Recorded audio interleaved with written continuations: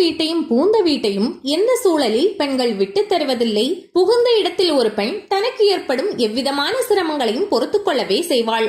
கணவனோ கணவனை சார்ந்தவர்களோ தன்னையோ தன் மகனையோ குறித்து பேசுவதையும் பொறுத்துக் கொள்வாள், கடந்து விடுவாள். ஆனால் அவருடைய பிறந்தகத்தை பற்றி, குறிப்பாக பெற்றோர்களை பற்றி எந்தவிதமான பழி சொல்லையும் கேட்க விரும்ப மாட்டாள். அப்பொழுது அவள் எதிர்மறையாக செயல்பட ஆரம்பித்து விடுவாள். இது ஒரு சாதாரணமான உளவியல். அதனால்தான் சில பேர் மனைவியை கேலி செய்யும் போது அவளுடைய உணர்ச்சியை தூண்டி கோபமடையும் வண்ணம் அவளுடைய தந்தையை பற்றியோ தாயை பற்றியோ உறவினர்களை பற்றியோ குறைவாக பேசும் பொழுது அதுவரை ஓரளவு பொறுமை காத்தவள் பொறுமையை இழந்து முழுமையான வலிமையுடன் சண்டை போட ஆரம்பித்து விடுகிறாள். அது மட்டுமல்ல, அதன் பிறகு அவளுடைய திரிந்த மனநிலையை பூந்த வீட்டுக்கு அனுசரணையாக மாற்றுவது என்பது மிக எளிதாக நடக்கக்கூடிய செயல் அல்ல. திரிந்த பால் மறுபடியும் பழைய நிலைக்கு வராது என்பது போலதான். பிறந்த இடத்தை பற்றிய அவமதிப்பு ஒரு பெண்ணுக்கு நேர்ந்து விட்டால் அவள் அதை எளிதில் விட்டு தருவதில்லை. புராணத்தையே எடுத்துக்கொள்ளுங்கள். மாமனார் தட்சன் நடத்தும் யாகத்திற்கு செல்ல வேண்டாம், தன்னை அவன் அவமதிக்கிறான் என்று சிவபெருமான் சொல்லியும் கேட்காமல் பார்வதி தன் தந்தையின் யாகத்தை காண செல்கிறாள். அங்கே தந்தையாலும் அவள் அவமதிக்கப்படுவதால் கோபிக்கிறாள். தட்சனின் யாகத்தையே அழிக்கிறாள். இது இன்னொரு கோணம். அதாவது, ஒரு பெண் பிறந்த இடத்தில் தான் புகுந்த இடத்தை பற்றியோ தன் கணவனை பற்றியோ தனது தந்தையோ தாயோ கூட தகாத முறையில் பேசுவதை ஏற்றுக்கொள்வதில்லை. அப்பொழுது அவள் பிறந்தகத்தையே எதிர்க்க துணிந்து விடுகிறாள். இந்த இரண்டு உளவியல் நிலைகளையும் நாம் உற்று நோக்கினால்தான் கைகேயி மந்தரையால் எப்படி தெரிந்து போனாள் என்பதை புரிந்து கொள்ள முடியும். தசரதன் உனக்கு துரோகம் செய்து விட்டான். அவன் வேண்டுமென்றே உனக்கு எதிராக நடந்து கொள்கிறான்.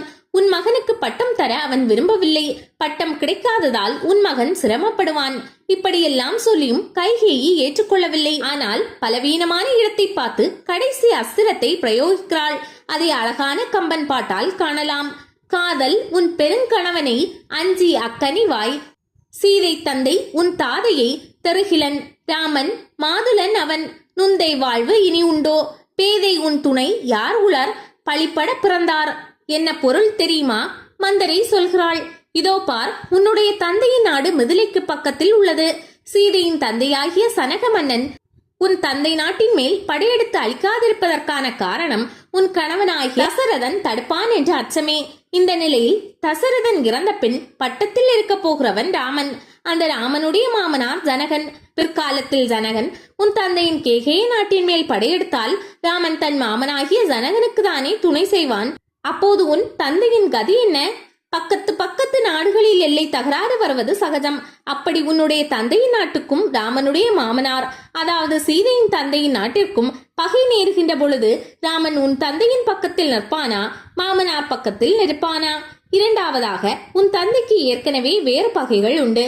அவர்கள் பரதனுக்கு ஆட்சி இல்லை, ராமன் தான் சக்கரவர்த்தி என்பதை தெரிந்து கொண்டு விட்டால் பகையை தீர்த்து கொள்ள உன் தந்தையின் நாட்டின் மீது படையெடுப்பார்கள். அப்பொழுது எந்த அதிகாரத்தின் அடிப்படையில் பரதன் அவர்களுக்கு உதவ முடியும்? உன் தந்தை நாடோடியாக திரிய வேண்டியதுதான். ஏற்கனவே மதிப்பிழந்த உனக்கு உன் தந்தையின் அரச பதவியும் போய்விட்ட பிறகு என்ன மதிப்பு இருக்கும்?